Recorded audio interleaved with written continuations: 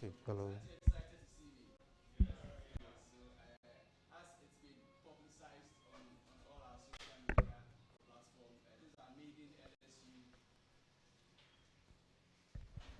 Hello. Yes, this is good. As you may be aware, the LSU, that's the Law Students Union, have put this together as a platform to allow us to learn proper court practice. And I'm already excited for this program, and I'm sure you are also excited to ensure that we all learn something from it. Let me first of all do some ground rules. Kindly put your phone on silent, and if you know your phone is like my own, which is a China phone, please make sure you kill it so that we can have some silence in the auditorium. This program is being covered live on Wisconsin radio, and so our colleagues who are not on campus can follow the program live on Wisconsin radio. So you can just log on to Facebook. So kindly share the link. It's on our LSU platform. So kindly share the link with our colleagues who are not here. So it's also live on YouTube.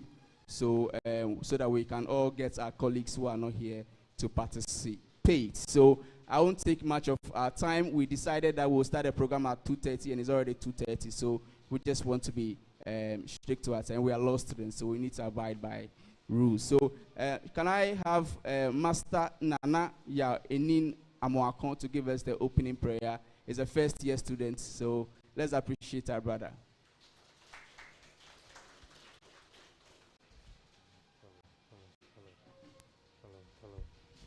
Let's say a word of prayer. Heavenly Father, we come to you today asking for your guidance, wisdom, and support as we begin this meeting. Help us engage in a meaningful discussion. Allow us to grow closer as a group and nurture the bonds of the community. Amen. Thank you very much, sir. God bless you for that wonderful prayer. Can I also remind us that this program is being put together by the LSU in collaboration with our own faculty, the Faculty of Law in Wisconsin. So it's a combined effort. So we appreciate the law faculty for this kind gesture. So let me invite the LSU president, Esther Aibo, to give us the opening remarks. Esther, if you are here, let's see you. Oh, let's appreciate her. She's doing so much well for this faculty. She doesn't sleep. Even at 12 a.m. last night, myself and Esther were talking about this program. Let's appreciate her once more. Good afternoon. Good afternoon. Thank you very much for honoring this program. My first gratitude goes to His Lordship, Justice Eric Chebafo, our acting dean, Gilbert Eisiado, the faculty officers, and all who are present here, especially the contestants. The purpose of this gathering is to, first and foremost, I wanted to, as an evening student, for us to also have the opportunity to learn from what the regular students have been doing with regards to mooting. So this is a platform which we as executives came together to plan, and we hope that at the end of the contest, contestants from the evening class would also be impacted and gain the experience for the next meeting that we intend to organize. Thank you very much.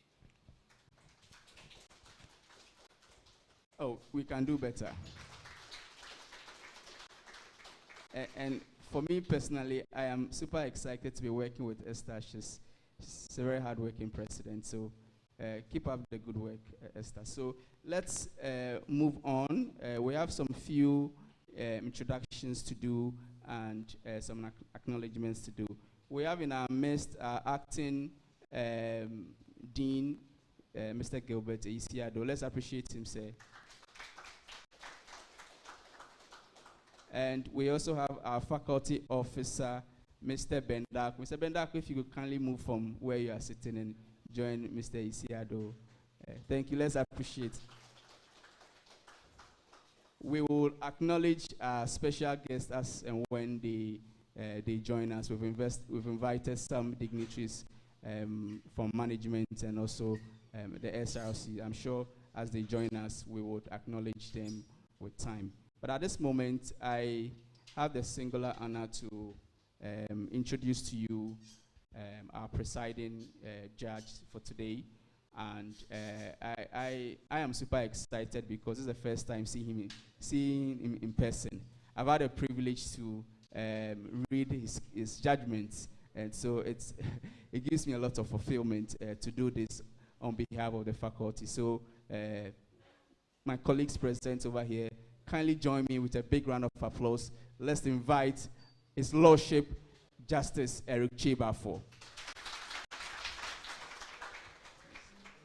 And he will take his seat. Yes, please.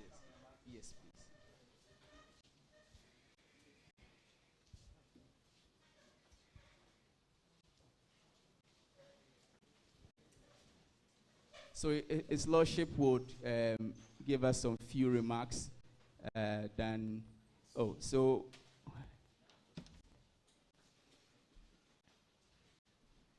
We are privileged to have our University Council Chair in our midst. For those of us who don't know, our Council Chair is in the person of Justice Isaac Dosey. Let's appreciate him. Retired. It's important that I add that. So, welcome. Thank you so much. So, His Lordship will share some few words with us. Should I stand? This mic is active. Okay.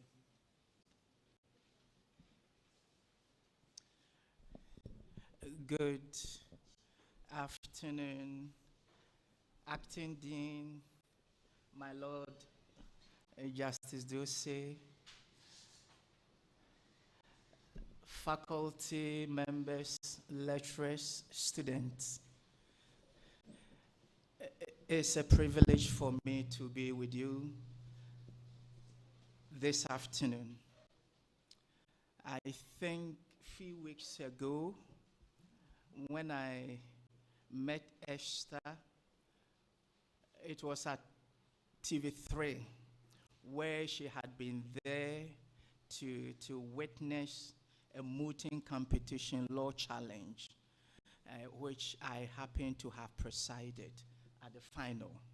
And so when I was leaving, she did approach me and ask if I would be gracious enough to come and preside at your mooting competition. I did not hesitate, but agreed to be here. For a number of reasons, I do not take for granted how mooting competitions of this nature build the confidence of law students before even they are enrolled as lawyers.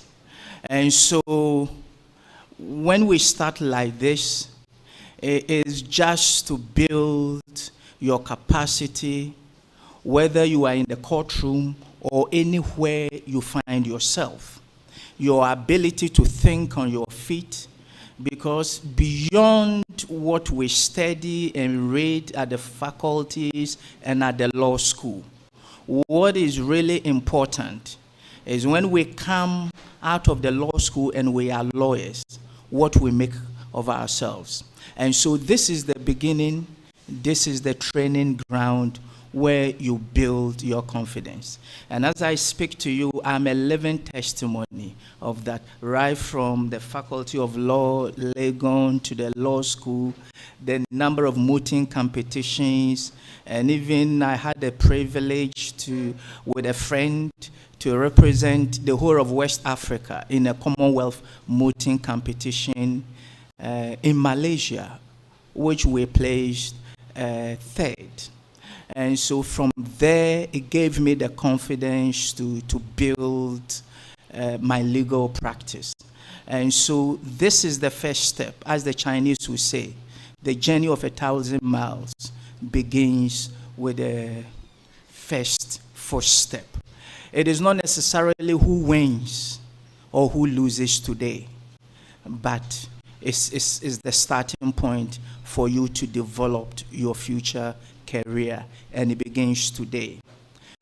And so I think we are going to have a very good time, a learning period, and we will leave here with a lot of lessons.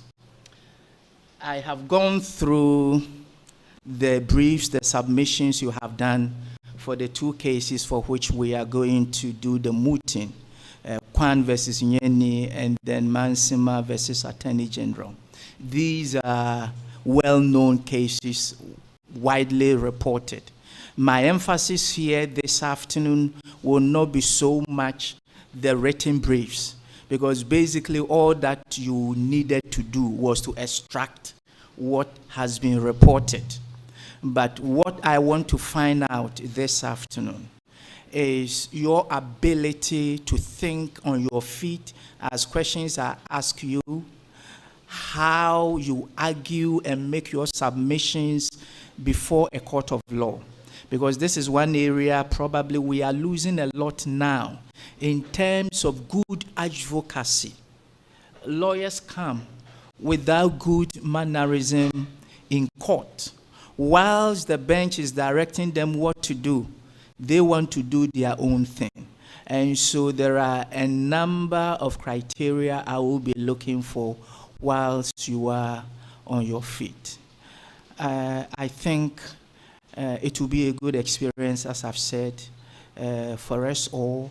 And at the end of this session, we'll have useful lessons to go from here as law students. Thank you very much, and let it be an enjoyable one.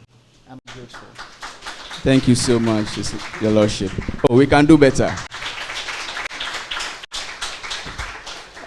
Shall I also remind all of us once again that this program has been put together by the Law Faculty and the LSU, the Law Students Union, and it's currently live on Facebook, Wisconsin Radio. So kindly share the link. It's on the LSU platform. Tell a friend to tell a friend so that we can all learn at the same time. At this point, I'd like to introduce our participants. Very soon they'll become counsel. And I'll do that briefly in a few minutes. So for the case of Mansima versus AG, we have, so for the plaintiffs, we have Thomas Andor. If you are here, let's see you.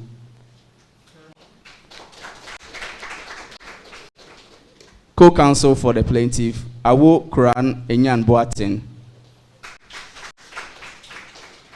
Oh, let's do it better for Awo. Defendants, Amza Sisi. Co-counsel for the defendants, Franklin Darwin Nilen. Your name is quite. So for our second case, Kwan versus Nyene, plaintiffs, counsel for plaintiffs, Idrisu Abdurrahman Sabari. Ophelia Akusia Mensah. Counsel for defendants, Christiana Manson. Okay. Derek John Adomakon. And David Soa Ado. I'd like to take few expectations within a few minutes. Let's say 30 seconds. What are counsels? What do they have in stock for us? So, counsel. Well, as my Lord has rightly put it, we are here to learn and also to sharpen our. We are here to learn and also sharpen our advocacy skills in preparation for what is ahead of us. So, I believe it to be a nice one. Thank you. Let me just jump.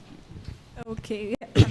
We are looking forward to enhancing our legal knowledge and also to improve upon our presentation skills and also have a taste of real life court proceedings. Thank you. Thank you. Like, we are here to learn, and I think who better to learn from than Justice himself. So I think it will be a great one today. Thank you. I believe this is a breeding ground for us to learn the real law court procedures. So I believe today will be a great one for us to learn a lot. I think we are here to learn from each other, our submissions and our defenses and whatever. We are here also to learn from His Lordship. But again, it wouldn't be a bad idea if, as we are learning, we are also winning as well. Thank you. Okay. Thank you. I think we are here all to learn, and that is the reason why I'm also here to learn. Thank you. There is a learning experience for us all, and also the target is to win and win massively. Thank you. Oh, okay. Okay. But in doing this, in giving your verdict for the second, you give your lessons. Okay. Okay. Okay.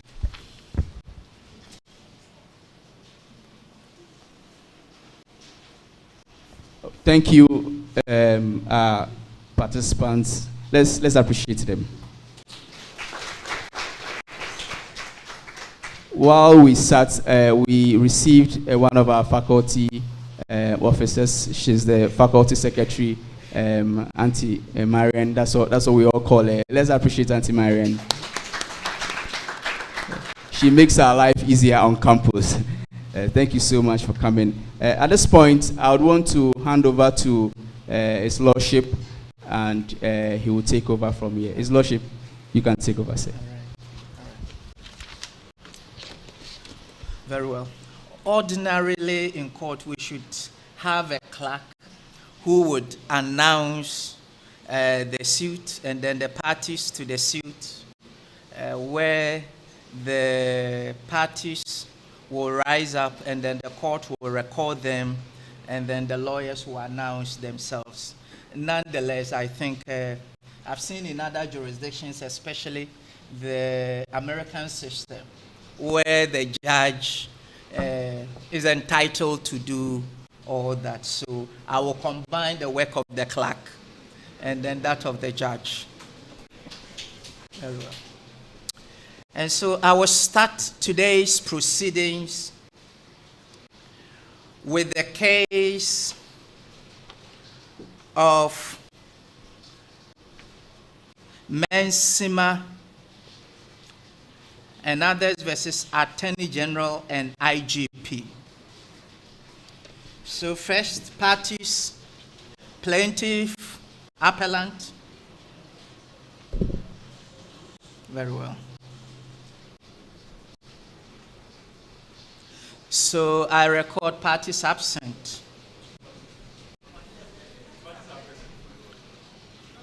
Okay, so plaintiff, appellant, you may rise up. Okay. You are the lawyers or you are the parties? And so I would come to you first, so you may resume your seat. Okay, so I record parties absent. And so legal representations.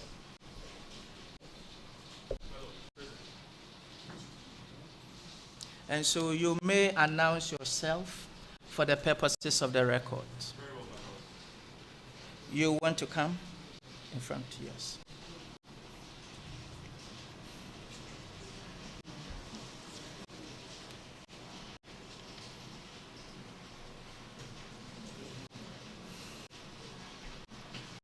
Very well, my lord. I am Thomas Handel for plaintiffs. And this is my co-counsel, Awu Watson, for the plaintiffs. So Thomas Ando and Awo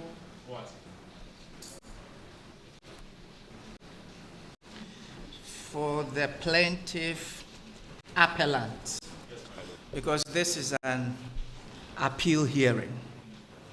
You may resume your seat.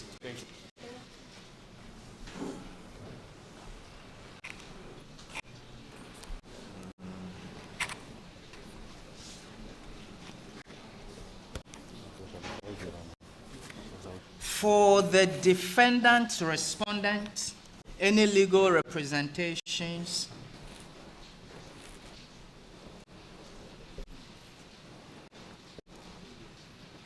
You may move to my left and then announce yourself.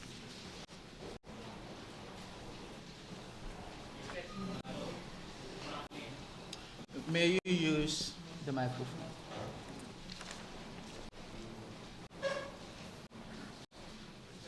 Lord Frank Darwin Nelemo for the defense.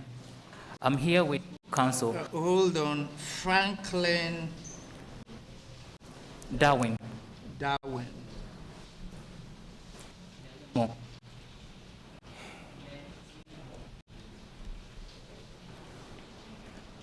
You may have to speak audibly for you to be captured by the record of the court. Okay. Hamza. Isi. Very well, counsel.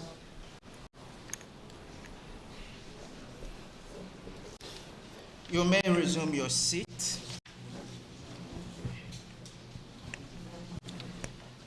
Yes, lead counsel for the plaintiff appellant, Ando Esquire. Yes, my lord.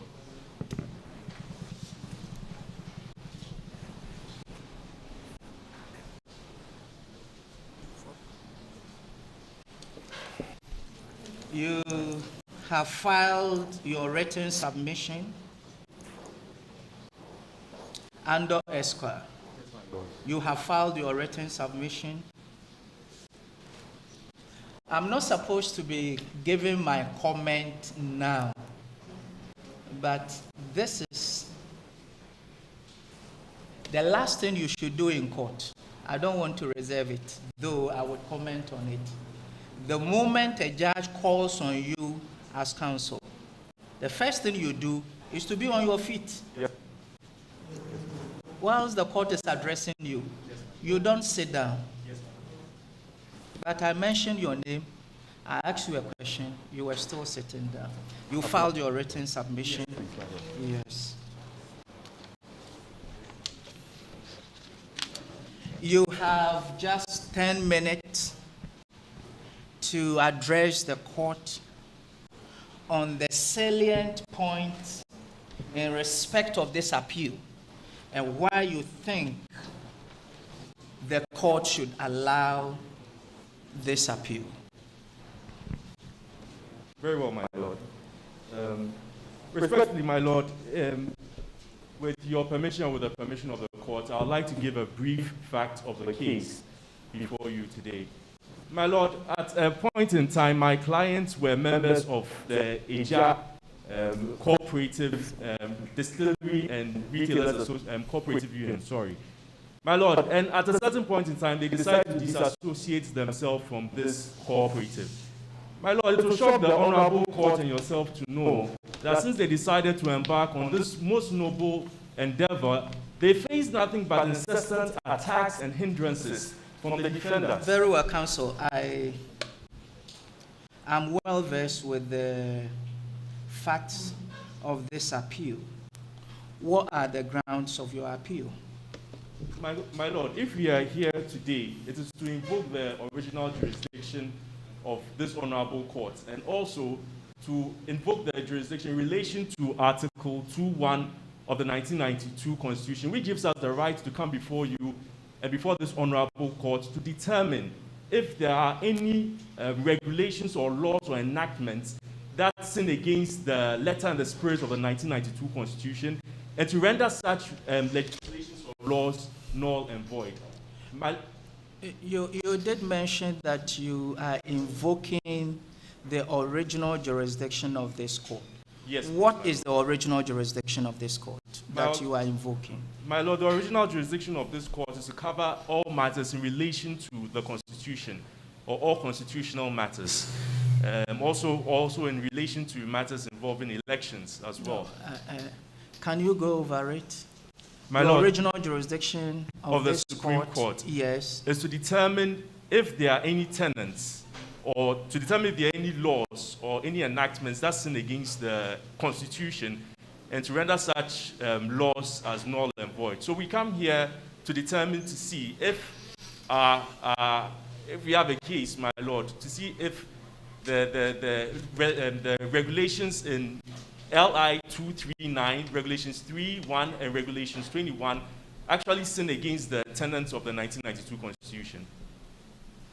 What are these regulations you are referring to? Respectfully, my Lord, with your permission, I would like to read the regulations. First, regulation 3.1 of LI 239. With your permission, What my is Lord. LI 239? My Lord, LI 239 is the sale of manufacture of manufacture and sale of spirits regulation, my Lord. Very well. Yes. And with your kind permission, my Lord, I'd like to read the regulation 3 of LI 239, sorry. With your permission. You may proceed. Yes, my Lord. It says that every applicant for the issue of a distiller's license shall be a member of a registered distillers cooperative. And my Lord, this in and of itself sins against the freedom of association as guaranteed by Article 21.1 of the 1992 Constitution. My Lord, the freedom of association is it's a human right, even protected under the Universal Declaration of Human Rights, Article 20. So it's something that is universally accepted, that all human beings must enjoy. But my Lord, if you look at it very well from what the defendants are doing, my Lord, it will shock the court to know that the right to associate also gives us the right to disassociate, my Lord. And if you look at the regulation actually makes it imperative that for you to become a distiller in this regard, my Lord, you would have to be a member of a cooperative society. That means that unless you're a member, it compels you that unless you're a member, you cannot enter this line of business. My Lord, my clients are hard-working Ghanaians. My Lord, to please the court also to know that even when they started facing hindrances in this line of work, they decided that they were going to set up their own limited liability company, still within the same line. And it hasn't been easy for them since that time. But my Lord, you bear with me, and the whole court will bear with me, that the real reason why the 1992 Constitution was actually put up was supposed to promote the welfare of each and every single citizen of Ghana. And my Lord, what does that welfare entail? That welfare also entails a right for you to work and earn a living. My Lord, not only have the defendants deprived my clients the right for them to work and earn a living as a result of standing on this regulation, but they've also deprived other families that were employed by this institution, or that were employed by my defendants, the right for them to also work, earn a living, and take care of their families. And my Lord, I think that shouldn't be tolerated by the court. My Lord, secondly, I would like to briefly read to you Article...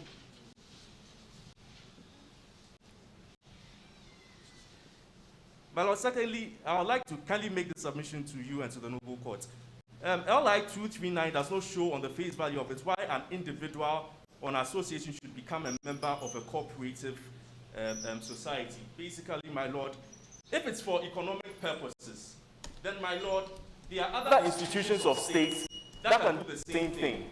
You have the Ghana Revenue Authority. One doesn't necessarily need to become a member of a cooperative society before one can, one's economic scope can be regulated. My Lord, so if it's for purely economic purposes, then, my Lord, then this article, this regulation actually sins against the Constitution, because there are other institutions that have been empowered to carry this out. Very well, counsel. I have some few questions for you. Very Number well, one, what is the relevance of Article 24 of the Constitution to your claim before the court? Does Article 24 has any relevance at all to the argument you are canvassing before this court? My Lord, doesn't really have a lot of relevance with respect. Doesn't really have a lot of relevance with respect to this. Are you sure? Yes. Have you averted your mind to the said article? Apologies, my lord. I'm kindly Article 24.3, sorry, which gives us the right for us to work. But you claim it does not have any relevance. My so lord. How does that give you the right to work? My lord, respectfully, if I can kindly retract my statement. Very well. Yes, my lord. Yes, it has a lot of relevance. It gives us the right for us to work, the right for us to earn a living, and the right for us to form associations to promote our economic goals. So yes, it's very relevant in this case, my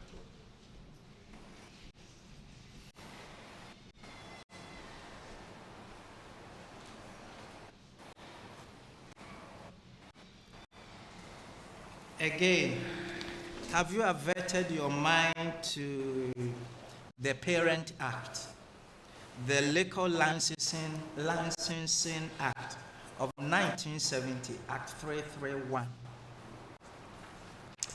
Does that Parent Act has any bearing with respect to your submission before this court? My lord, if respectfully, I can just take a minute to just read to you and to the hearing of the court.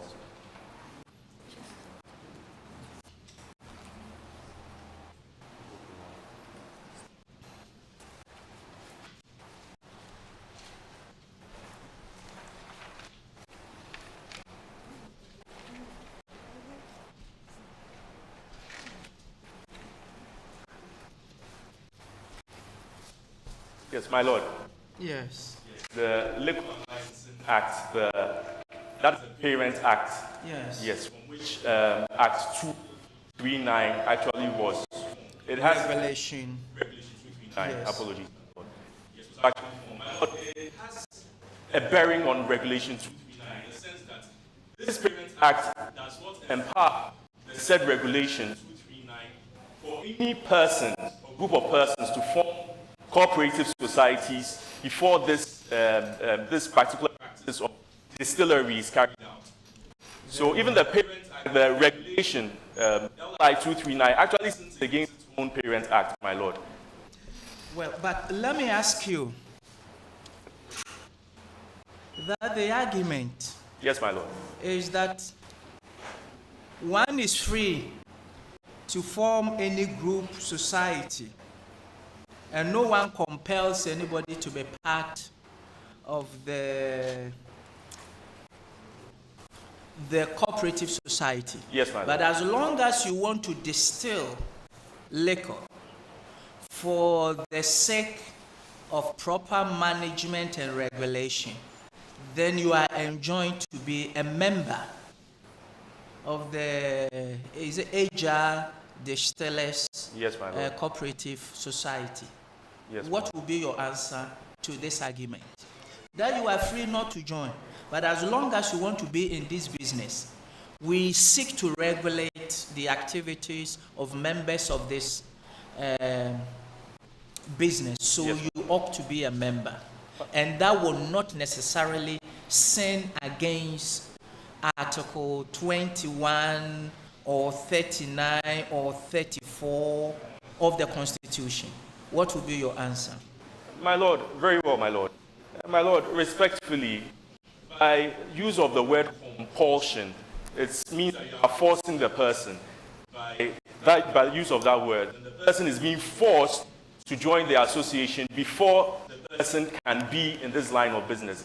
My lord, in my earlier submission, I made mention of the fact that with respect to regulation in this space, there are other institutions, and even the LI 239 even has certain sections that regulate this space. I'm respecting my lord from Very section well. 13 to 17. Your time is almost up, but let me ask you this question. Yes, my lord. That in this business, the government needs to regulate it at least for tax purposes, to ensure that citizens conducting their business pay the proper taxes to the state, and therefore it is necessary to regulate them to know the number of persons in that business for the purposes of payment of tax. What do you have to say to that? My Lord, I believe strongly that there's an institution, the Ghana Revenue Authority, that is mandated to do the same thing. So, my Lord, with respect to that, Ghana Revenue Authority is supposed to be carrying out this particular activity, not said regulation. My Lord. And there's no regulation that says that this particular economic activity of collecting tax is actually one of the reasons why a member must join or must necessarily be part of the cooperative society, my Lord. Thank you. You may probably wrap up with your concluding remarks because your time is up. Thank you very much, my Lord. My Lord, please do conclude. I'll kindly like to invite my co-counsel. Thank you.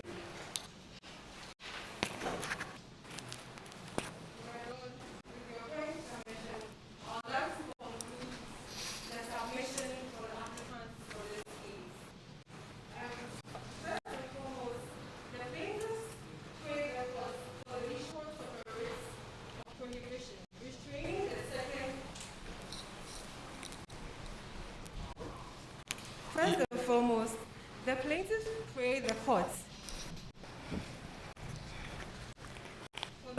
for the issuance of a writ of prohibition restraining the second and third defendants from doing anything. Proceed. From doing anything to prevent the third plaintiff, that's the company, from distilling and retailing activity. Secondly, the plaintiffs would like to pray the court for a declaration that Regulation 21 of the Manufacture and Sale of Spirits Regulation, LI 239, violates the freedom of association. Very well. Which is inconsistent with the letter and spirit of the Constitution 1992. And lastly, the plaintiffs would like to pray the court for a declaration that Regulations 31 and 21 of LI 239 sin against Article 21. All right. 36, 37, 1A and 2A. Very well. And should be declared null and void. Very well. Thank you. Thank you. I have listened to you and your submission. I will turn to counsel for the defendant respondents. Respectfully, the exercise and enjoyment of fundamental human rights is inseparable from the performance of duties and obligations. JJ says that man is born free, but wherever man goes, he is in chains. The chains that Jean means here are the limitations that are imposed by law on individuals. Specifically, and Article 12 plus 2 of the Constitution says that we have rights to enjoy. However, our rights are subject to the interest of others and for the interest of the nation. And so, counsel makes a point that his client has the rights to form an association of his own. No doubt about that. But the law says that our rights are not absolute. Our rights are subject to the interest of the nation and for respect of others. My Lord, no law compels anyone to join an association that deals with the manufacture of spirits. There is no law as that. Just as Lord Camden said, if there is law, it will be found in our books. Same question I asked them. Is this law? Is this found in our books? That everyone is compelled to engage in the manufacture of spirits? There is no such law.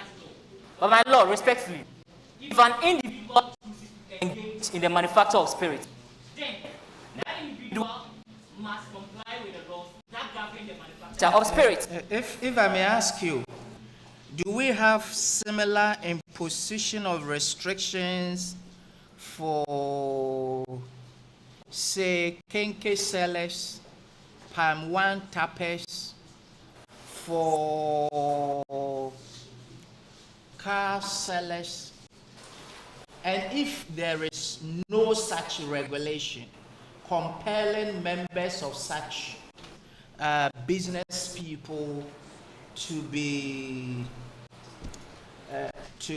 members of an association, why is it that for this, in this scenario, there is the regulation compels the sellers automatically to be members of this association? My Lord, if we look at the history behind Akpete, in Ghana, high and bad. Others also call Akpete kill me quick. Others also call it V10, Maka, Mitibija. And so, my Lord, I am confident that looking at the Labor Ordinance of 1920, the framers of the ordinance were inspired by the history behind Akpete and its manufacturing. And looking at the adjectives, the attributes that people give to Akpete, like Maka, V10, it is important that such deadly attributes are being regulated. The manufacture of Kenke is not deadly, but the manufacture of Akpete, looking at the attributes that are given to it, must be regulated. Otherwise, people will abuse it. And that is why restrictions are imposed on it. But the cooperative association, the society, is not the one that regulates the production of that liquor. My Lord, its regulation, the rules and the specifications, it must conform. It's not the society that does that. It's beyond them. That is not within their powers. And how then do you reconcile that with Article 21 of the Constitution on freedom of association? Respectfully, my Lord. Because freedom of association also implies freedom not to associate with anybody. How do you answer that? Respectfully, my Lord. Society doesn't regulate the manufacture of Akpete. And that is why Regulation 3 and Regulation 21 of LI 239 has stipulated that before an individual engages in the manufacture of the spirit, he must be part of an association. And so the association's responsibility is to regulate the manufacture. My Lord, LI 239 specifically, Section 3, aims at protecting the health of the consumers. And therefore, it is necessary that it is regulated by the companies. That is why the LI 239, specifically Section 3, has limited everyone who is interested in the manufacture to be part of a company. Will you be able to answer the court that the Parent Act, the Liquor Licensing Act of 1970, Act 331, does not impose any obligation in terms of compelling any person to be a member of any cooperative society. And therefore, the LI, the regulations, which is supposed to be derived from the Parent Act, going beyond this to impose such restrictions, brings to the fore some level of conflict between the Parent Act and the regulations. And therefore, the regulations itself must yield to the Parent Act in view of the conflict. Will you be able to answer the court? My Lord, respectfully, under Article 36 of the Constitution, the Constitution makes room for the states to make up directives that are essential in achieving economic development under Article 36 of the Constitution. And Regulation 3, Clause 1, and Regulation 21 are directives that the state has mandated to implement in order to achieve economic development. Specifically, my Lord, with your kindest permission, may I read? I'm reading Section 3, Clause 1 of LI 239. It says, every applicant for the issue of a distiller's license shall be a member of a registered distillers cooperative. And then section 21 says, every distiller shall dispose of the whole of his production of spirits either to a registered cooperative or to a distiller or distillers directed to be placed under the control of the exercise of the ordinance. And so, my Lord, respectively, these provisions only aim at directing individuals on how to go about the production. And it is not in conflict with the Parent Act. Very well. You may proceed. Do you still have any other areas you want to address the court on? Respectively, my Lord, I would like to bring to the notice of the court that every constitutional law student knows that you cannot quote the rights under Article 21 in its entirety without making reference to Article 12 Clause 2 of the Constitution. In as much as you want to enjoy your rights under Article 21, you must always remember that there are limitations that are imposed by law under Article 12 Clause 2 and Article 41. And so counsel on the other side should take note that in as much as they are in a hurry to ensure that their client enjoys his rights, there are limitations also imposed by law. I rest my case, my Lord. Yes, Mr. Hamza Sisi, do you want to add anything to what your colleague has told the court? Yes, my Lord. Okay, you have just about 2 or so minutes to do that. I would like to draw the attention of the court to the case of MPP versus Attorney General, the SIBA case. My Lord, the Supreme Court held that Section 4.1 of the PNDC Law 231, which provides that the associations specifically listed under the law shall be registered by the council. My Lord, my emphasis is the council. Now, if you look at Regulation 31, it indicates that every applicant for the issue of distillers' licenses shall be a member of a registered cooperative society. My Lord, this in the I don't get the drift with the SIBA case, because SIBA case was basically one of the cases in respect of the justiciability of the directive principles of state policy. My Lord, beginning with the MPP versus Attorney General, the 31st December case, the SIBA case, and then the National Lottery Authority case. And so these 3 cases dealt extensively with respect to the justiciability of the directive principles of state policy. How do you link this SIBA case to the current one?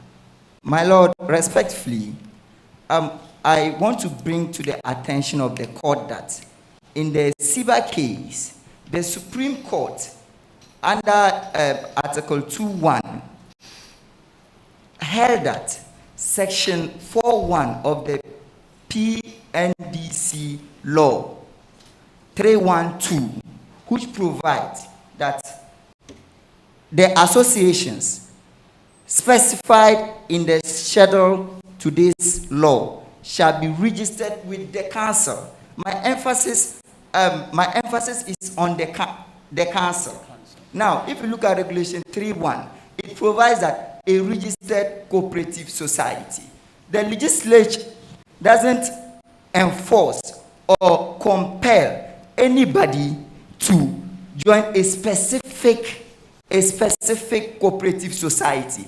It gives them the freedom to form cooperative society, but it should be registered for purpose of license. Thank you. I think your time too is up. Thank you. Grateful. You may resume your seat. Okay.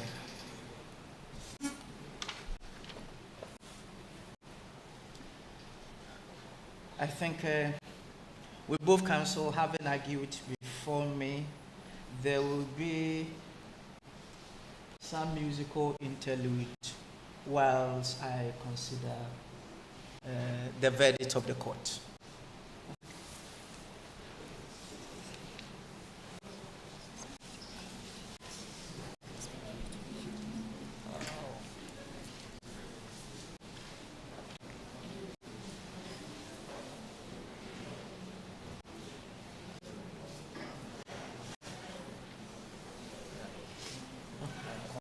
That we are going to win. Because we were just making normal sociology. We were going to constitutional court.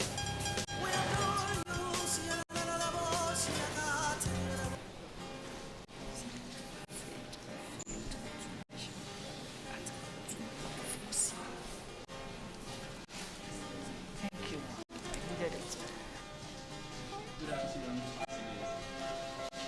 I'm sure we have enjoyed ourselves so far. As you may be aware, normally in court we don't play music, but for the purpose of this, separate my heart to give you praise and glory. I proclaim your love. It's purer than the olives. I surrender all. It all belongs to you.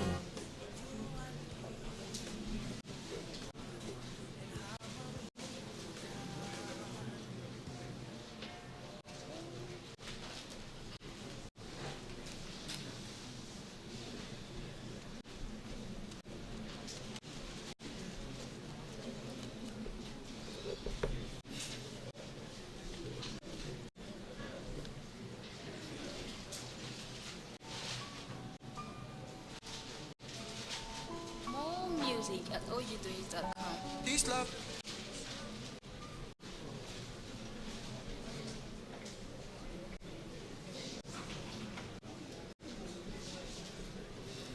Okay.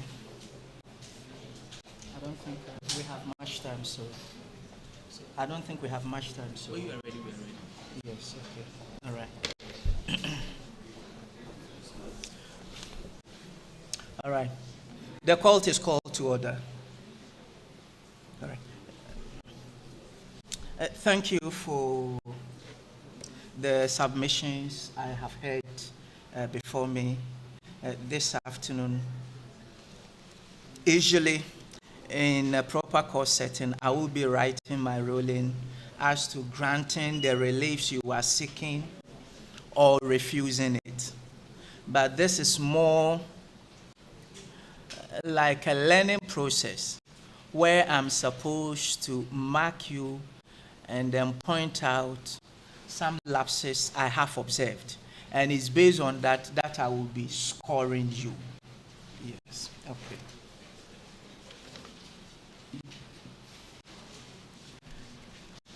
In terms of announcing yourself, first, what I did observe with both counsel, when you stand up in court, your case is called after the recording of the parties, and then you announce yourself, you mention your name.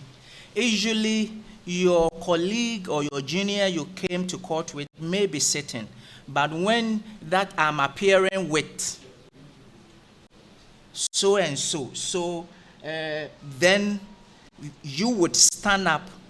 The court will acknowledge you, you will bow.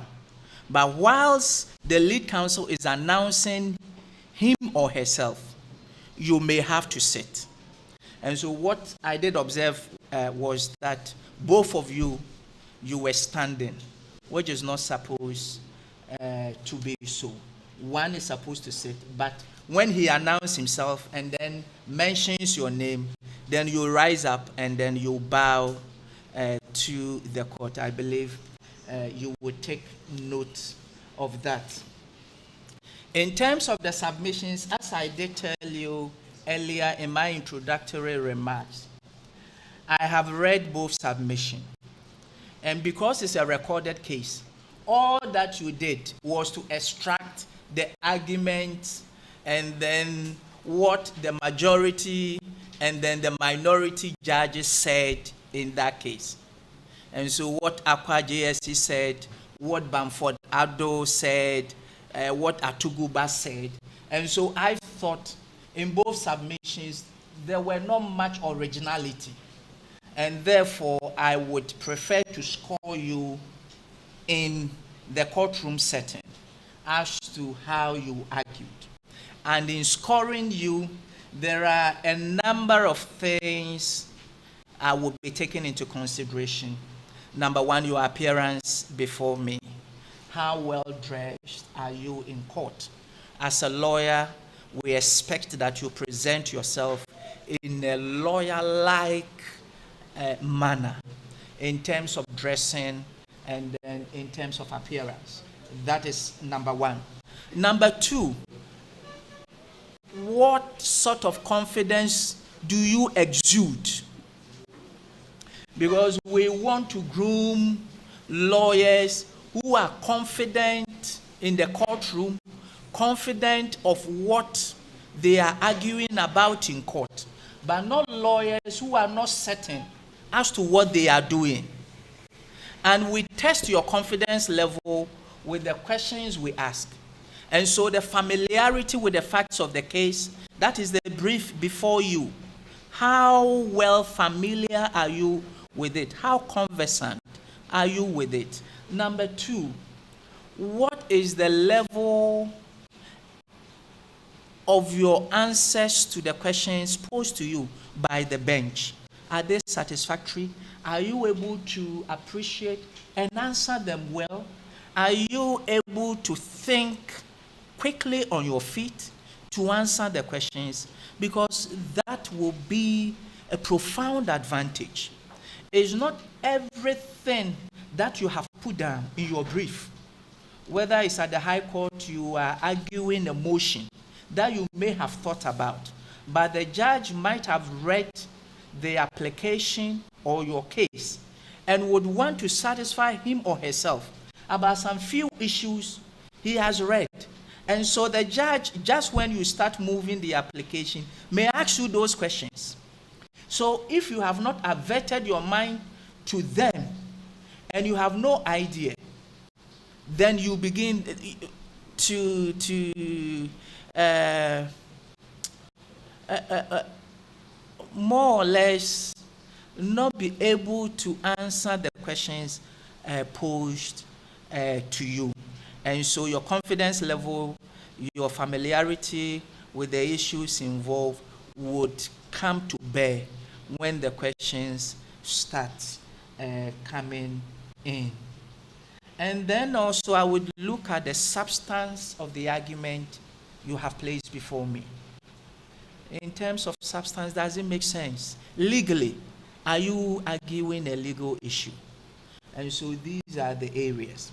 And just to come to the substance, I was expecting for the plaintiff, appellant, howsoever we call you, that in terms, you did mention the manufacture and sale of the spirits regulations, 1962, LI 239, especially regulation 31, which more or less compels any person in that business of distilling that type of liquor to belong to a cooperative association.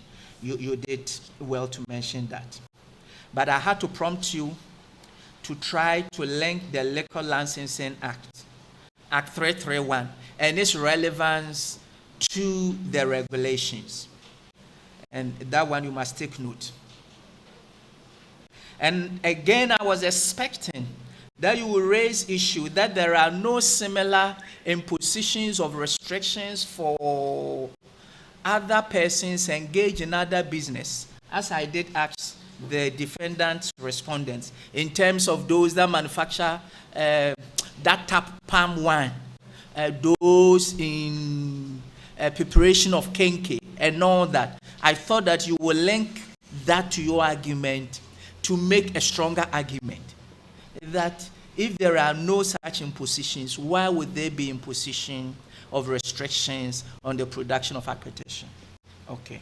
And then Article 21, you did mention, but Article 24, I thought that should also have been one of your strongest points. But I had to prompt you. And even with that, you had difficulty appreciating its relevance to the argument before you. For the respondents, I think you did try to mention the necessity for the wholesomeness of the Spirit's produce, compelling the state to come up with that regulation. That was a strong argument. And I was also expecting, having said that, issue about taxation, especially Regulation 21, you did not mention that. As to whether or not that may be true or not, we may not know. But at least we should have brought it to the attention of the court. And I think Regulation 3:1, you did mention that no one compels anybody to be a distiller, but once you get into that business, then you ought to be regulated. As to whether or not it's a strong argument, that is also another matter. But when you read the judgment, the decision of Bamford Adu JSC, she makes mention of it, though I do not think it's a convincing or tenable argument to make, but she does make it. I think having put everything together, you had a difficult case to argue because the plaintiffs won it at the Supreme Court by a majority decision. That shows that in terms of substance, they had a stronger argument. But looking at the way you argued, your answers to the questions posed you, I think overall, if I were to score you, as I said, I'm not considering the written submissions. Yes, I will score the lawyers for the plaintiffs, if it's over 50, I will score you 43 out of 50. Let's clap for them. And then for the lawyers for the defendants, I will score you 45 out of 50.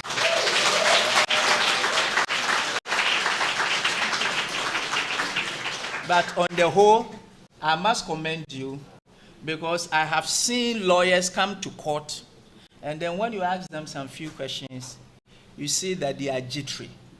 You throw them off the arguments they are making, but to be on your feet whilst I'm asking questions and still be able to answer, you have a lot to take with you, and I believe you will build on that. So you have done very well. Thank you very much.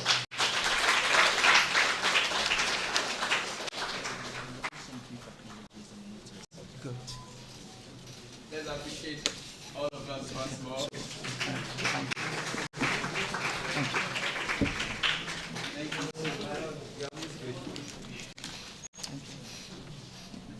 Before we move on to the next case, permit me to do some acknowledgements briefly. Let me acknowledge lawyer Kingsley Amwakwabudu, patron of the LSU. Let's appreciate him. Oh, you didn't do that for your patron. Do better. Let's also appreciate the deputy PRO for the university. Let's appreciate the deputy PRO for the university. And we are also privileged to have the SRC president and the vice president. SRC president Paul Edu Jemfi, let's appreciate you. Thank you so much. We'll move to the second case, but before we do that, let's see the parties for the second case. The parties who have brought. Let's see you. We missed that in the first case, but we need to do it right. So let me just so suit number. Okay, very well. Kojo Kwan, plaintiff appellant. Okay. Versus Inyeni Osei Kojo, and then third defendant respondent Dua. Okay.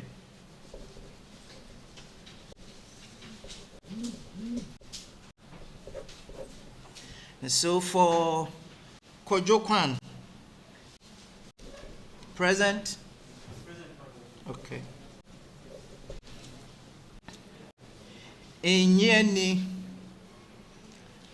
Osai Kojo Dua, defendant absent, defendant respondent absent. Very well. Any legal representations for the plaintiff appellant? Yes, you may announce yourself to the court.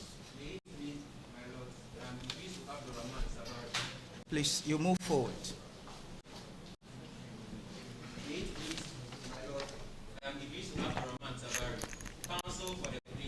Hereinafter referred to as the appellant. And with me is my co-counsel, Ophelia Akosia Mensah. Very well.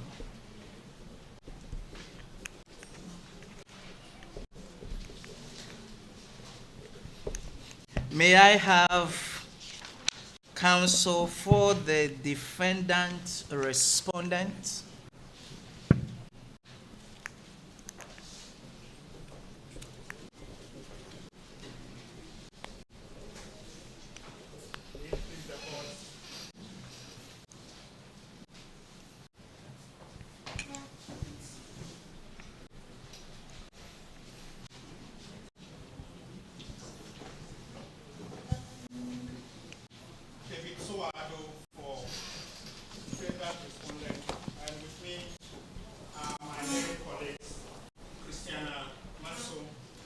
Hold on, David. David Soa-Ado. Okay. Wait. With me are my co-counsels, Christiana Manson. Christiana Manson and Derek Adomako. Very well, thank you.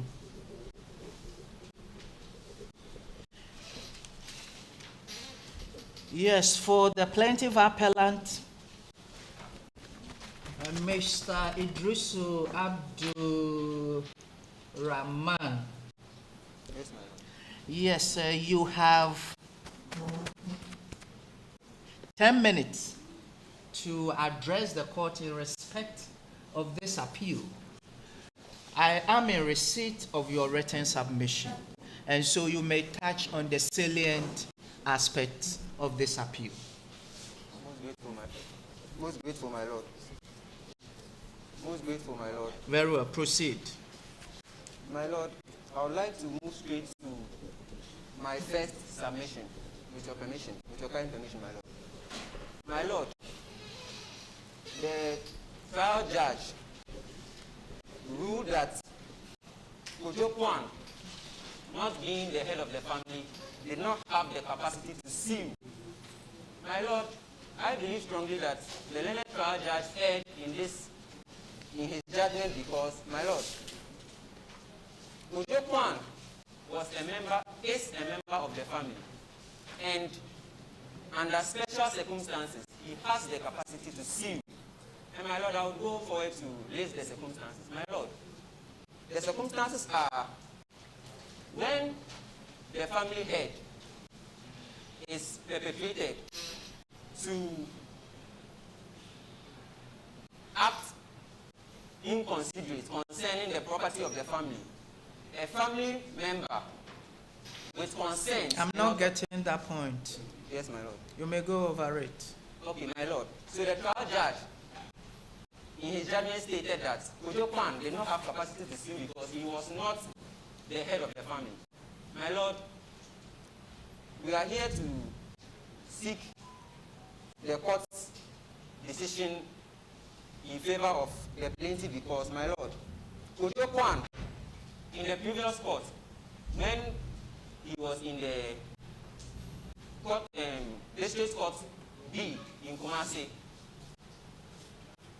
in the first instance, my lord, the court indeed heard the matter, and they did not question the fact that Kojo Kwan was not the head of the family, because the court knew that Kojo Kwan was not the head of the family. family, and Osei Kojo was indeed the head of the family, and they still entertained the matter.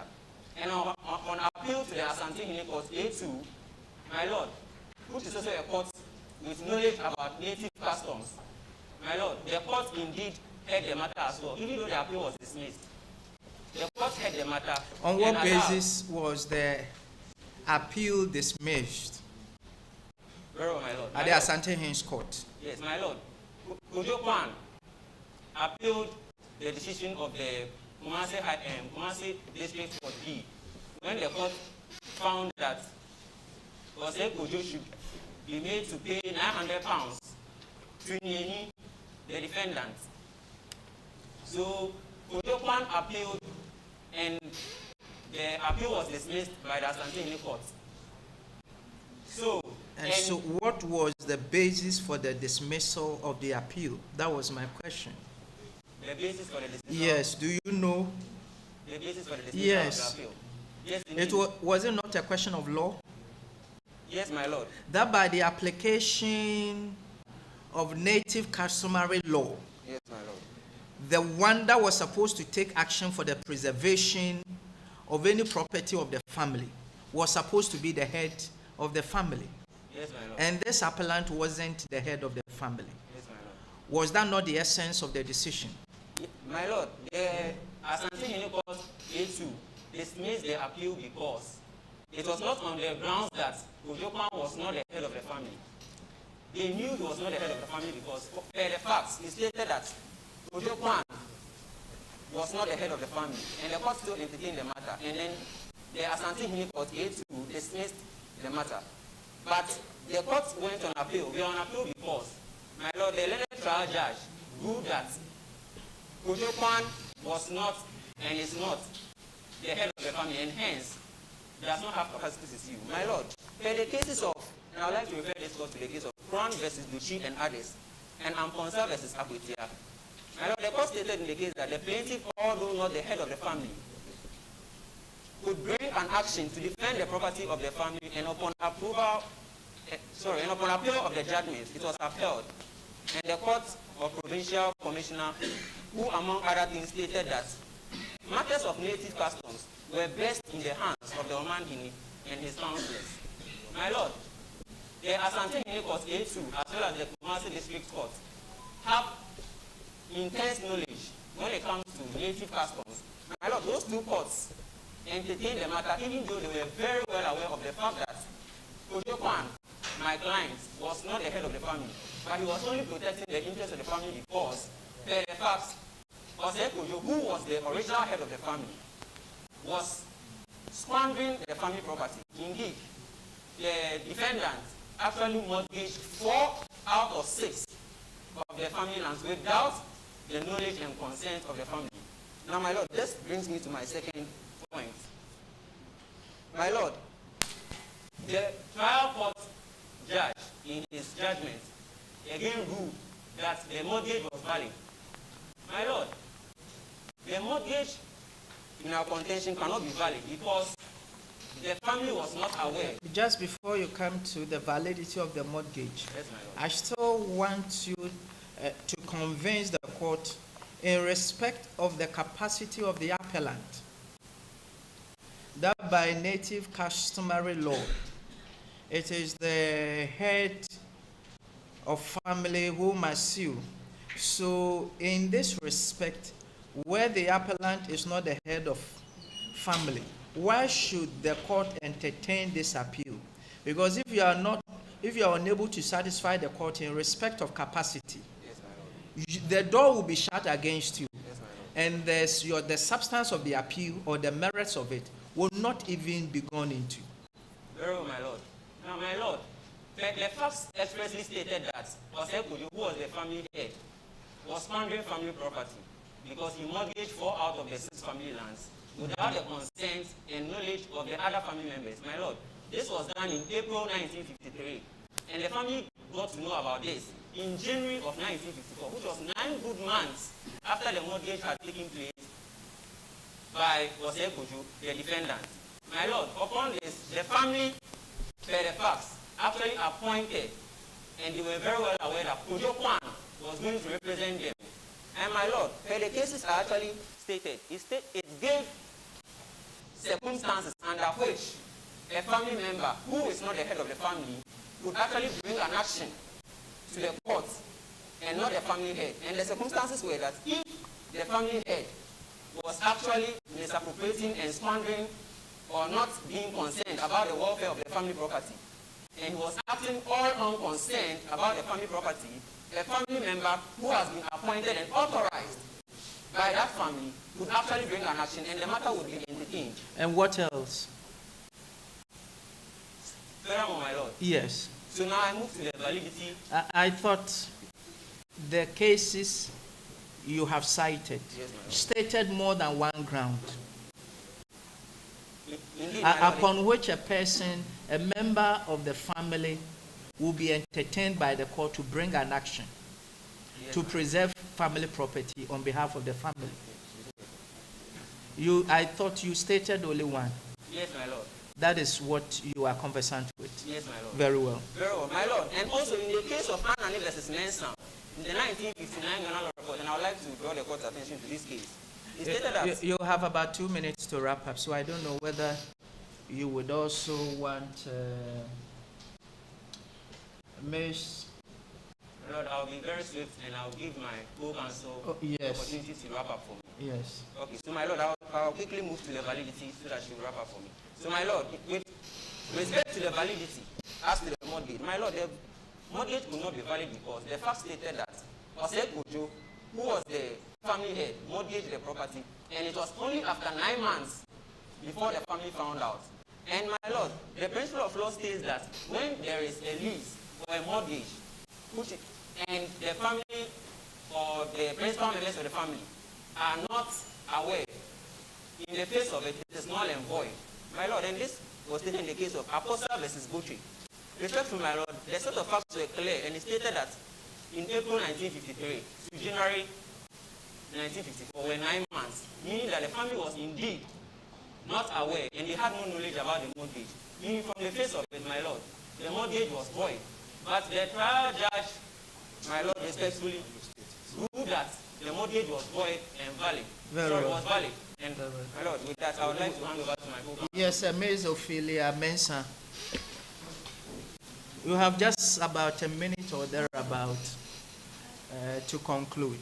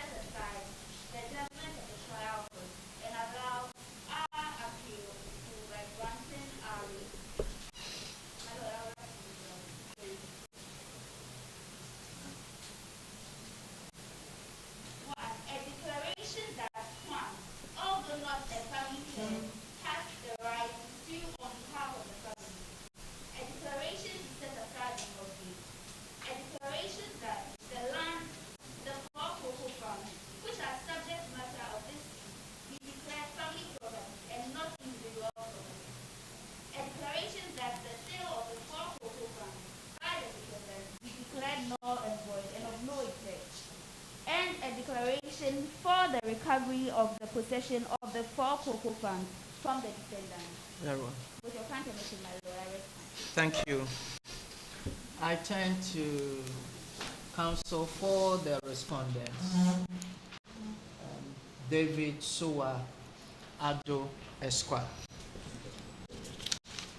May it please the court. And you also have 10 minutes. Very well, my Lord. So I'm sure probably by 2-3 minutes past 4, you should be done. Yes. I was grateful. Thank you, my Lord. My Lord, on the onset, I wish to set out the strategy of the defendant respondent that lead counsel will make submission, followed by 2 co-counsels. With a leave from the court, my Lord, we to state that we concur to the facts of the case as filed, and vehemently object to paragraph 3, 4, and 6 of the appellant's statement of claim, and we further oppose all the reliefs they are seeking. My Lord, with our opposition to the ground 1, as argued by the counsel for plaintiff appellant, they sought to argue that the judgment of Benson J was against the weight of the evidence. My Lord, to argue that a judgment is against the weight of evidence is to say that the judge did not apply the weight of the evidence as adduced at trial to the facts very well, and for that matter, that's why the judgment went against you. Or if it has been applied properly, or certain pieces of the evidence might have been considered, judgment wouldn't have gone against you. My Lord, with a leave from the bench, wish to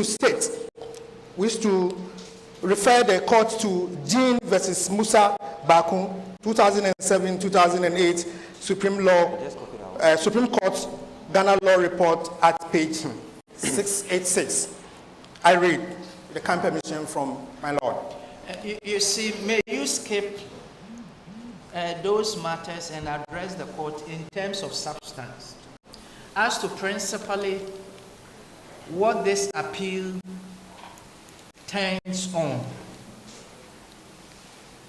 as in terms of the capacity of the appellant to bring this action in respect of the preservation of family property, and as to whether the court should allow him, yes, in respect of an appeal being a rehearing and all that, I don't think you need to belabor the point.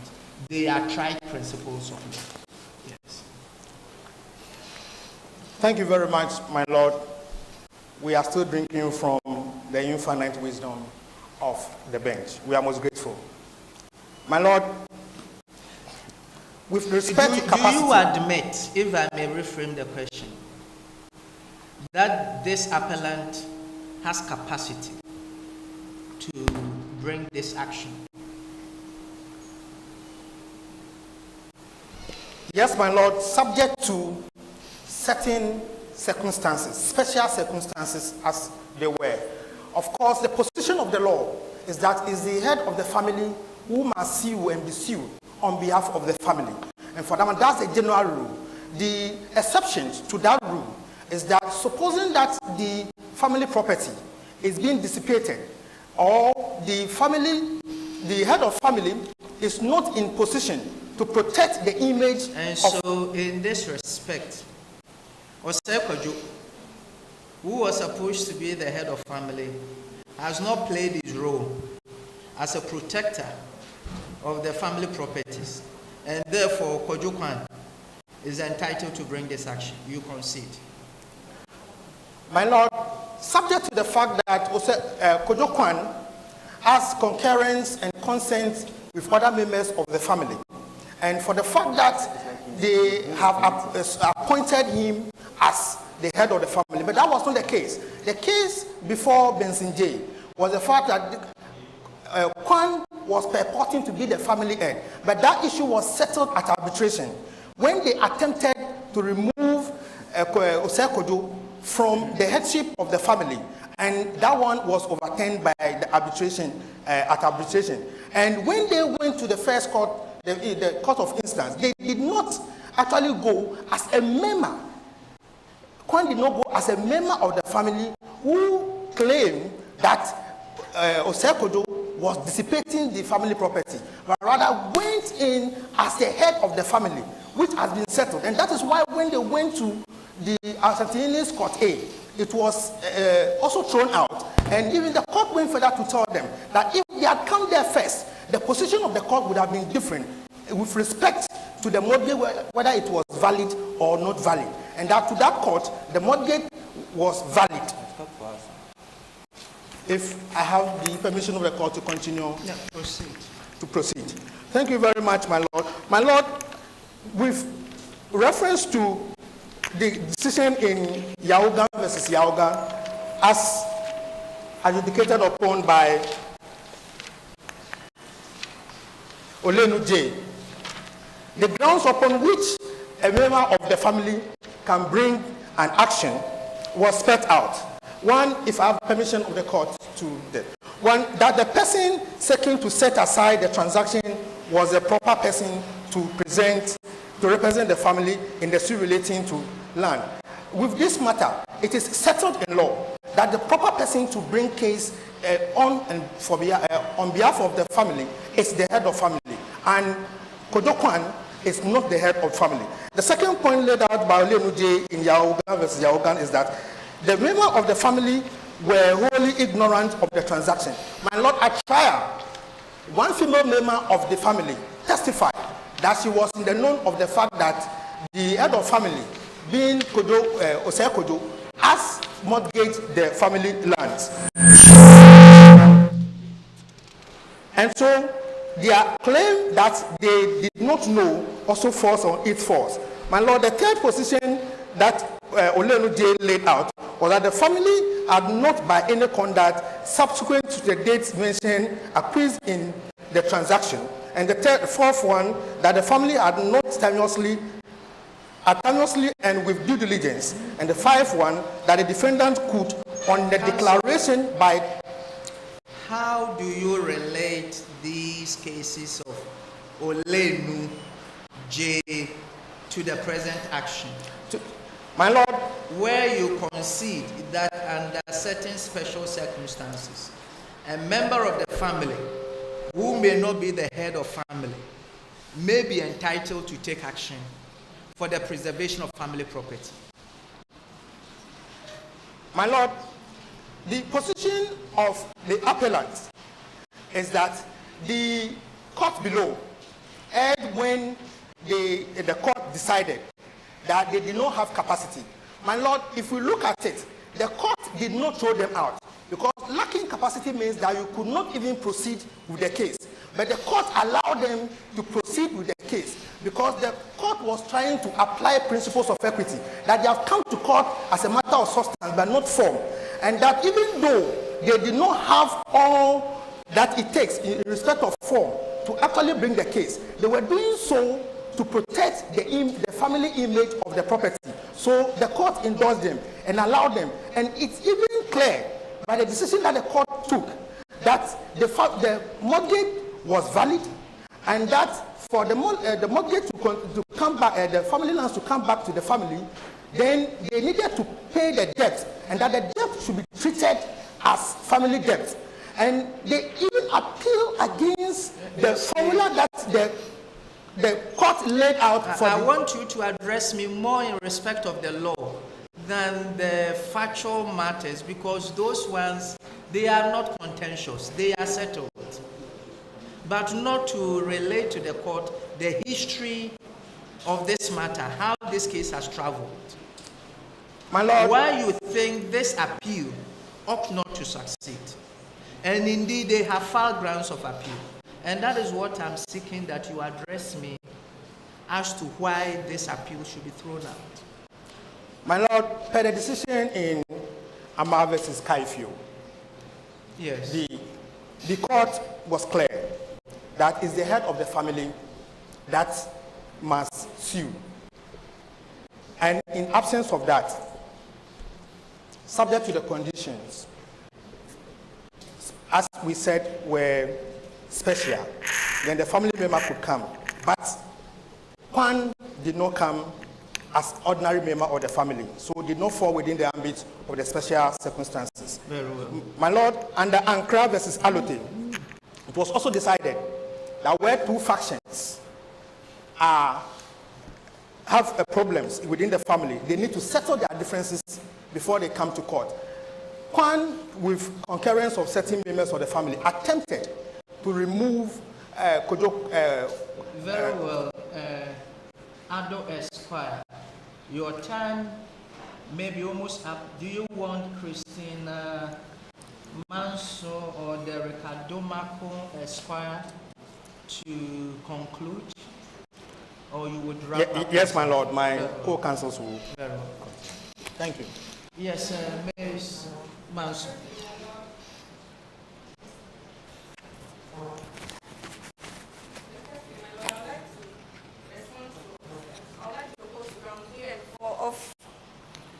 the plaintiff. But I would like to bring to the attention of the court that he wrongly applied the principle in Amponsa versus Ketia.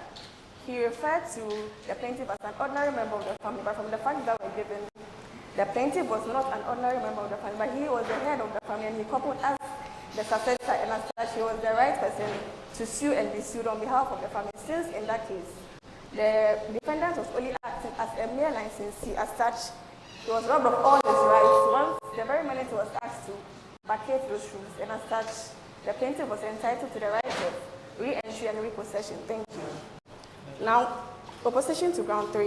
In the case of Kuma versus Kuma, was held that consent was required in all cases before valid disposition of land could be done.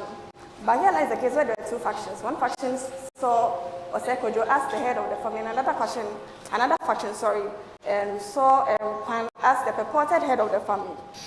And I would like to state that since the arbitration that sought to set aside the appointment of Osekojo didn't follow the requisite procedure, from the position of Osekojo is still the head of the family, and as such, he is the right person to sue and be sued on behalf of the family. Well, thank you. In the case of Apieje versus Apieje, was held that. Okay, Ms. Manson, your time may be up. Okay, I would like the court has heard you. Okay. Yes, thank you.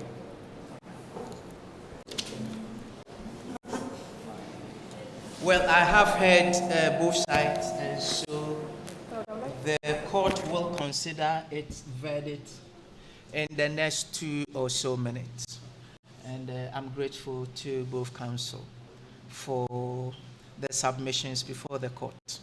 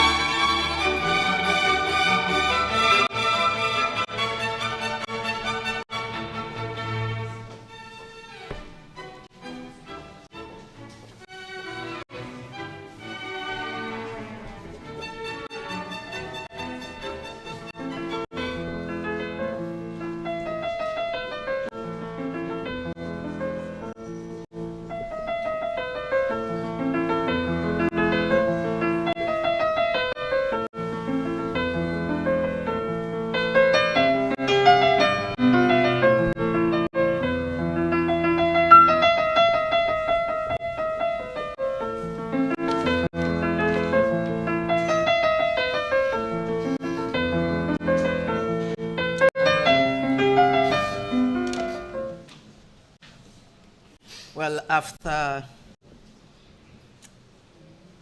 listening to both counsel in court with respect to their oral submissions and their answers to the questions, number 1, I must confess, again, just with the first group on the case of Mensima and another versus Attorney General and the IGP, I think you have all done well, and I need to commend you. I think we can give them a round of applause.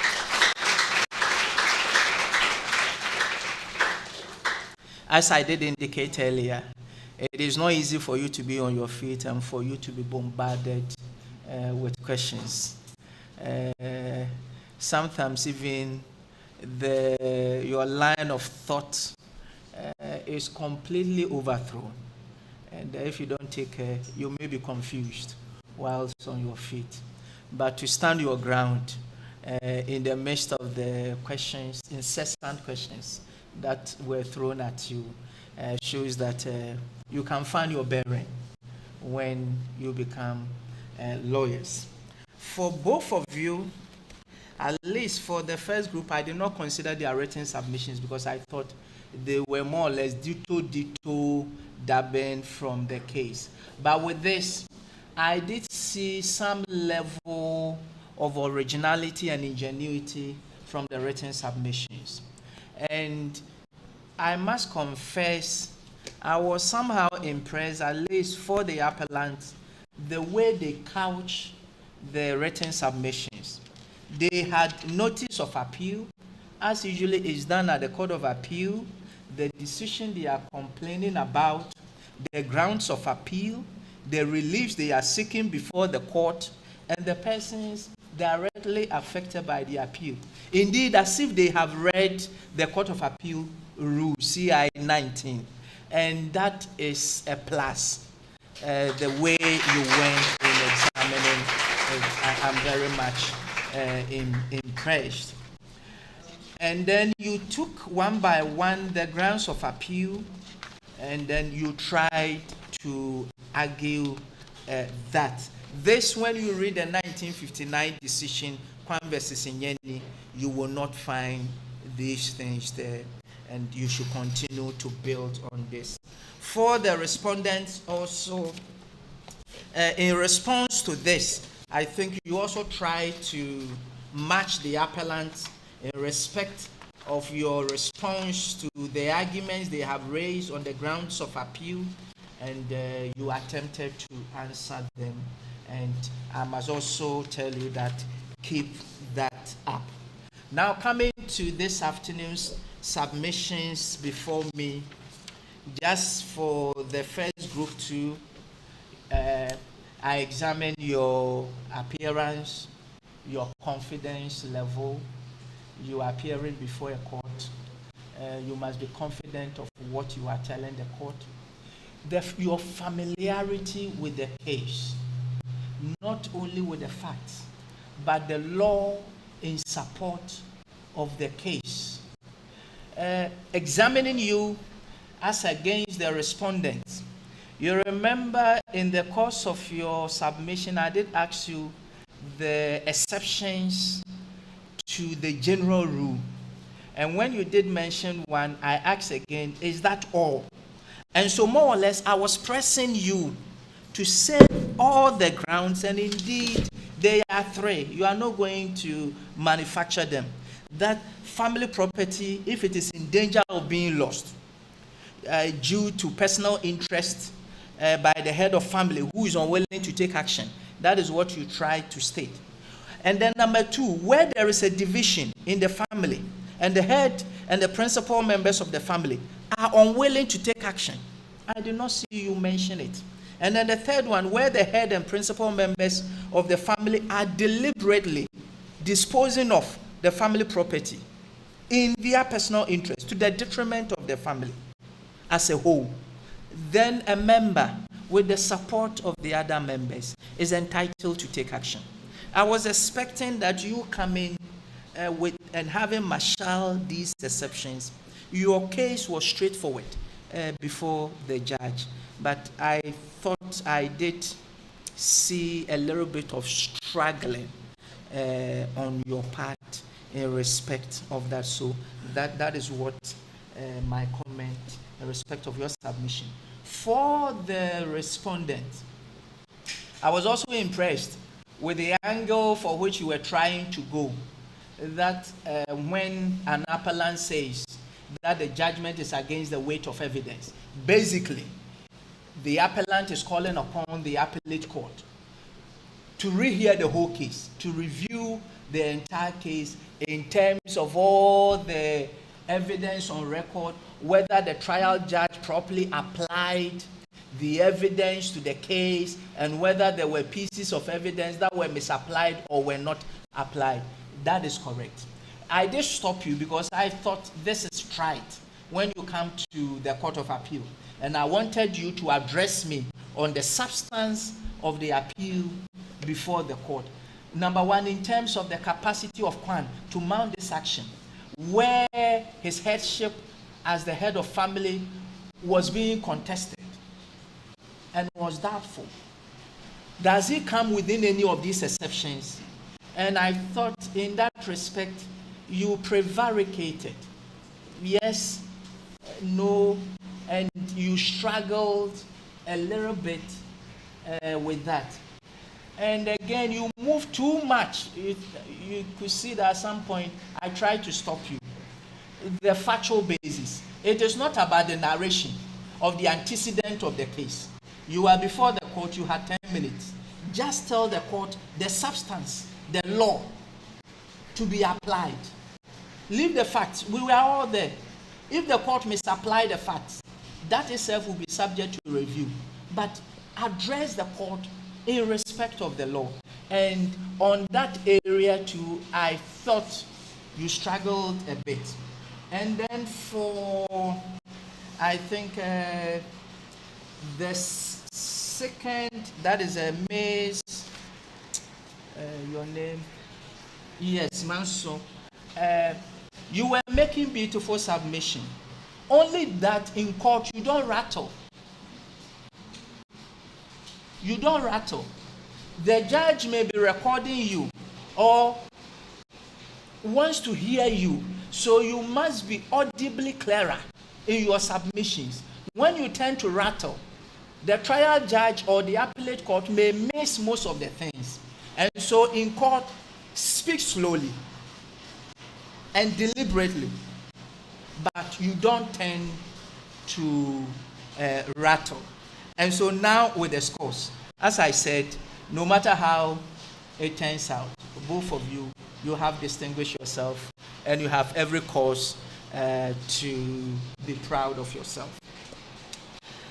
For the respondents, putting everything together, the submissions, and then the beautiful the oral submissions, and then the beautiful written submissions to, on a scale of 50, I'm tended to give you 42.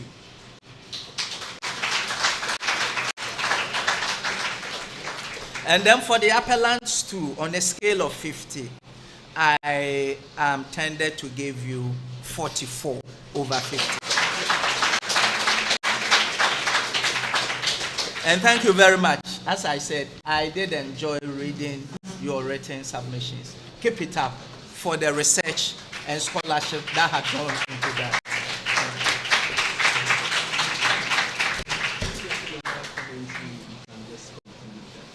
Okay.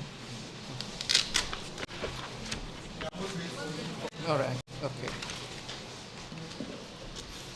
And so for most of you, probably you have not had much experience in the courtroom. This is the beginning.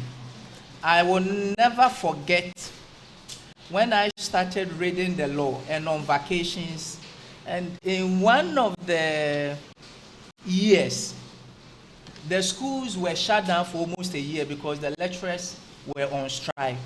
All that I did to occupy myself, or during the day sitting at home, I had nothing doing.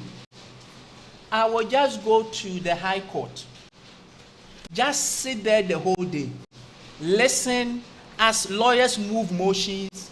If it was during the vacations, I would just go to the Assizes Court and see how they were conducting trial on indictment. I believe when you go to the law school and you are doing civil procedure, then you will know trial on indictment as opposed to summary trial. And so even long before I entered law school, I was familiar with most of the protocols. And so for those that intend after law school to practice law in our courts, develop that passion and keen interest by frequenting the courts. It's an open place, the law court complex. There are now about 45 high courts. You just go there from one court to the other. You will have, or you will meet,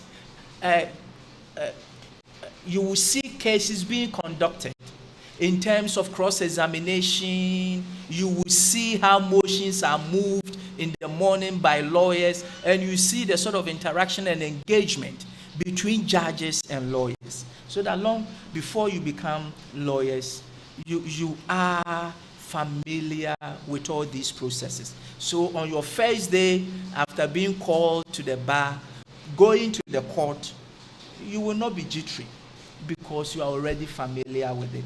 So please develop that familiarity with the courts. On vacations, you may be doing nothing. Just be going there. Or you may be attaching yourself to some law firms, chambers, where you may be assisting a lawyer. So while the lawyer is going to court, he goes with you. You will be familiar with the courtroom processes. When you come to chambers, he begins to introduce you to pleadings and how to write them, letters, and all that. And that is the beginning of you becoming a lawyer. Little can be taught at the faculty and then the law school. It's just to teach you the rudiments. But it is for you to build yourself up and take it from there and learn more beyond what your lecturers can give you. And it is when you familiarize yourself with all these procedures and processes, then when your lecturer is standing before you, teaching you, then you can ask meaningful questions, you can give meaningful or provide meaningful contribution to what is being taught. There are some of them, it may be the law of tort, defamation, you've been thought about the theories and all that, but you may probably chance upon a case in court where real defamation is being conducted in court, and then you will see what goes on. Or in the morning, you might have gone there, there is a judgment that is being delivered by the court. And then you listen, you pick some few things. And that is all part of your advocacy and learning skills that you will cultivate. But overall, I think it is not too late, those that have not been doing it. As long as you have God on your side and years ahead of you, I believe you will also get there and you will contribute your quota towards the development of Ghanaian jurisprudence. It is all before you, and it is for you to grab it. Thank you very much.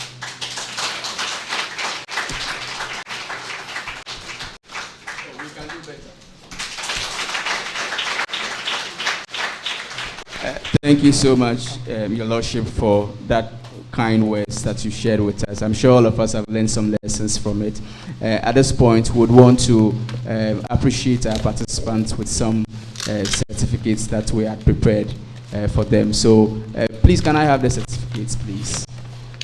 And let me also announce that we have some discounted books for our participants. And from Agala Learning Chambers, he is discounted 50% of all our books for our participants. Let's appreciate him.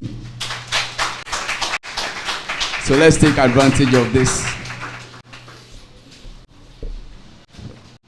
So I would, to help us present these certificates to our participants, can I please respectfully have Auntie Marianne upstage? Oh, let's.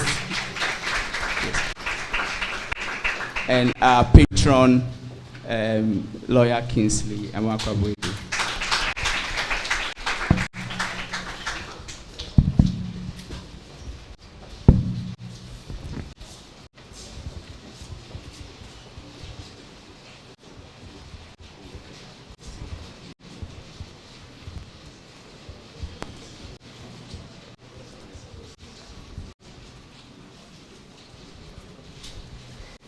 Awo Boateng.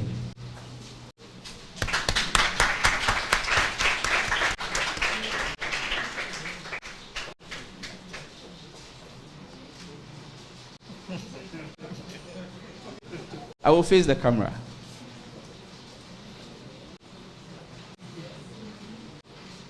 Thomas Ando.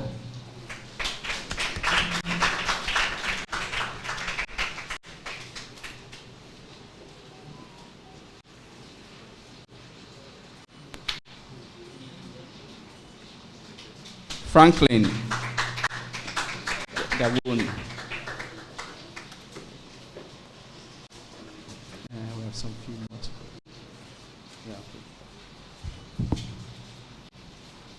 Yeah. Thank you, Auntie Marianne. Council will do that. So Amza Sisi.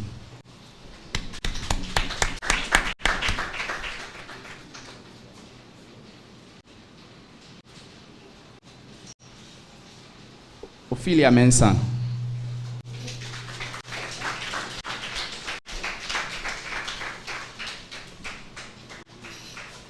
Idrisu.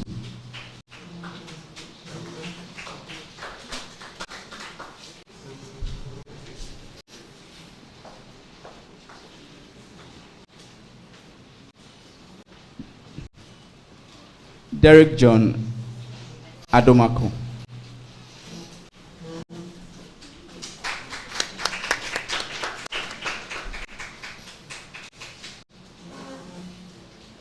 Christiana Manta.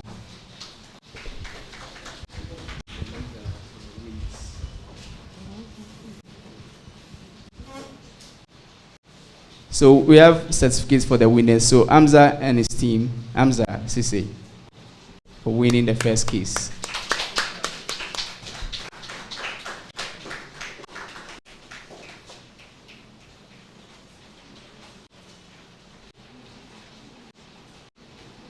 And one for Franklin as well.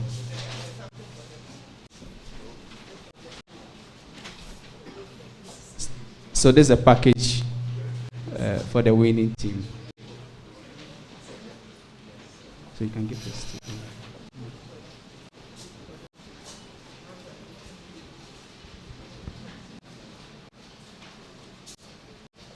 And for our winners for the second case, Idrisu.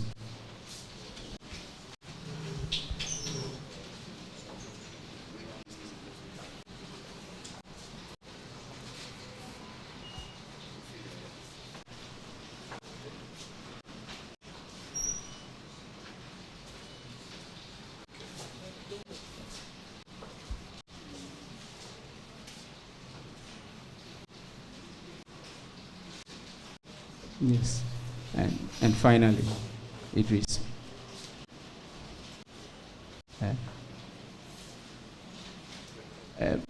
David Soa. Yes.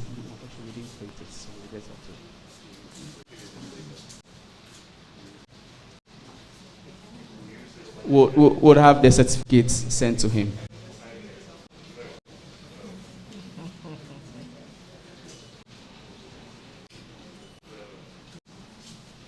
Thank you so much, Council. So we would want to present a beautiful citation to His Lordship, and to help us do that, our Council Chair, Justice Retired Isaac Dose. And respectfully, can I also have our Acting Dean, Mr. Gilbert Edo, respectfully.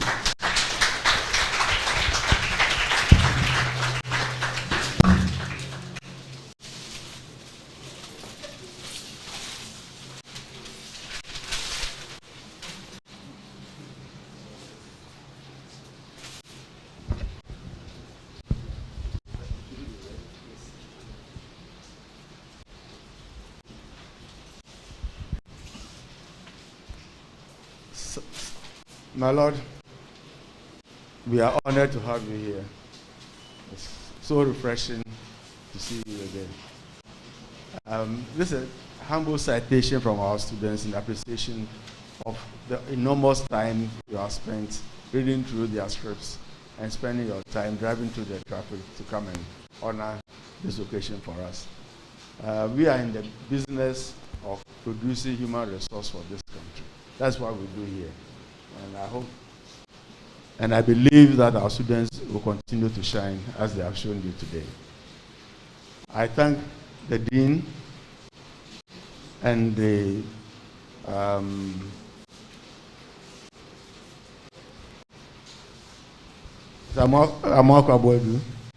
the patron, for the hard work that they are doing here. Citation reads as follows. Citation of honor. His Lordship Justice Eric Che Balfour, Justice of the Court of Appeal, Republic of Ghana. The Law Students Union, LSU of Wisconsin International University College, wishes to honor you with this citation for making time to preside over Lsu Moot court competition. We thank you for the valuable insights and knowledge shared with us. Your Lordship, we appreciate your dedication to impact the youth of Ghana. Your contribution to legal education is unmatched and worth emulating. God bless you. Thursday, 21st October 2021. Signed by Esther Haibo, Law Students Union President. Thank you very much, my Lord.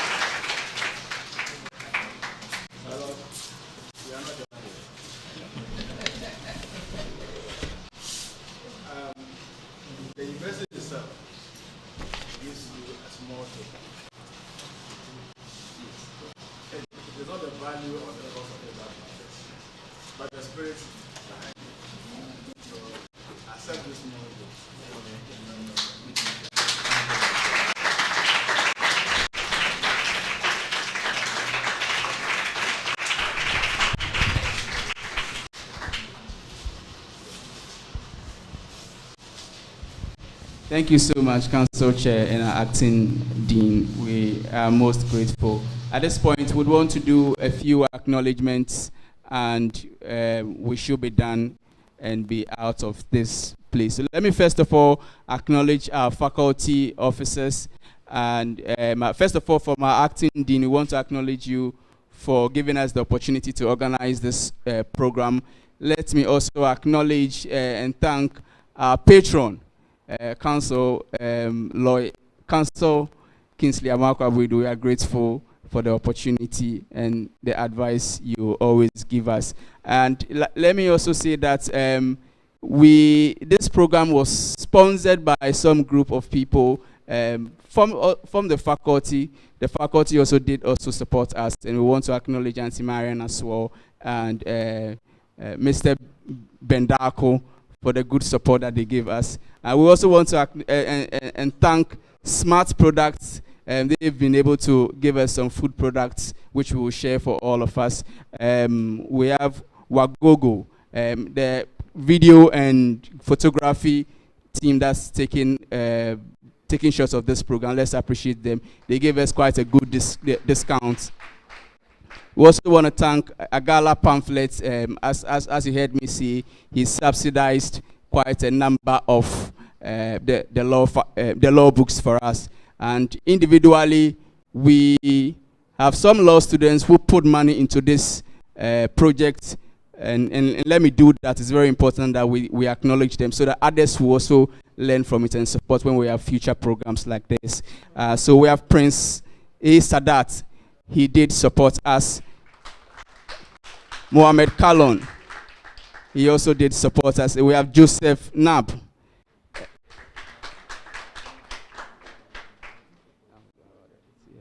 And our very president, Esther Aibo, she put some good money into it.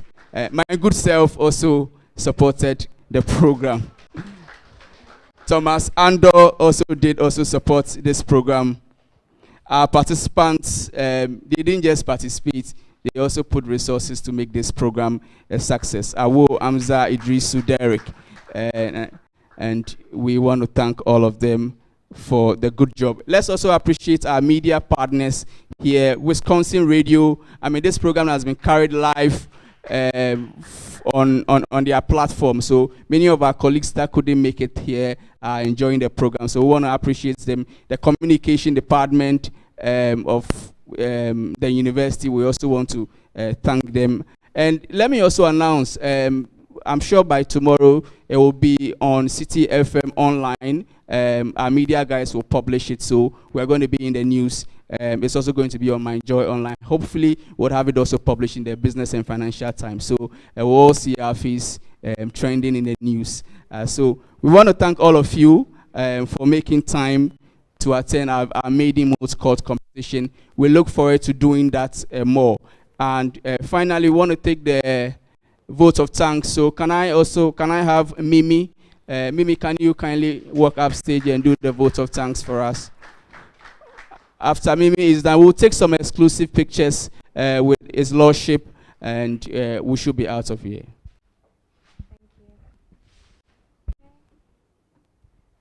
Good evening. I would like to say a big thank you to God, His Lordship Eric J. Bafo, Returned Justice of the Superior Court, Justice Dose, the LSU patron, Mr. Kingsley Amakubwedu, the Faculty of Law, the law and non-law lecturers present, the executive of the Student Representative Council, executives of the Law Students Union, the school authorities, the contestants, and all students present. May God richly bless you all and replenish your efforts, support, and patience. Thank you. Thank you, Mimi. Let me also add that the SRC also did support us. SRC President, thank you. So shall we have the closing prayer? But right after the prayer, we would have our exclusive picture. So participants, kindly continue to sit and we'll do that picture. So Faisal Abubakar, please come and give us the closing prayer. Faisal.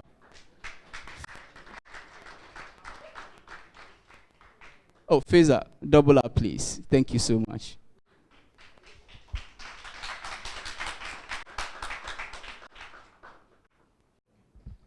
Thank you. Please, Islamic way. Salatu ala nabi kareem.